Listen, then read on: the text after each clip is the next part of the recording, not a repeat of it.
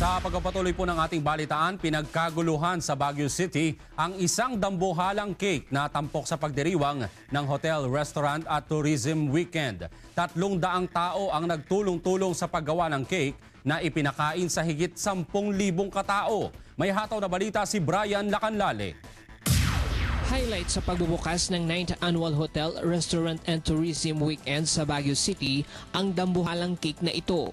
Tinatayang mahigit sa 3 tonelada ang bigat ng nasabing wedding cake, kung saan nasa 300 katao mula sa iba't ibang paaralan dito sa syudad ang nagtulong-tulong upang mabuo ang 4 na palapag na cake. Pinagkaguluhan ito at pinilahan ng mga dumalo sa event. Higit sa 10,000 katao ang nakatikim ng higanting chocolate-flavored cake. You know, it's always a challenge for organizers of HREP to come up with something every year as a major highlight amongst the other activities that we have as far as culinary competitions are concerned.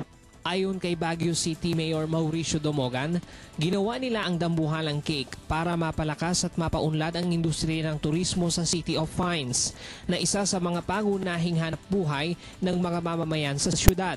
Malaking bagay sa ating lungsod dito. Alam naman natin na yung one of our major industry is tourism, and yung ginagawa ng Hotels, Restaurants Association of Baguio definitely are important components that will continue to sustain our tourism industry in our city of Baguio.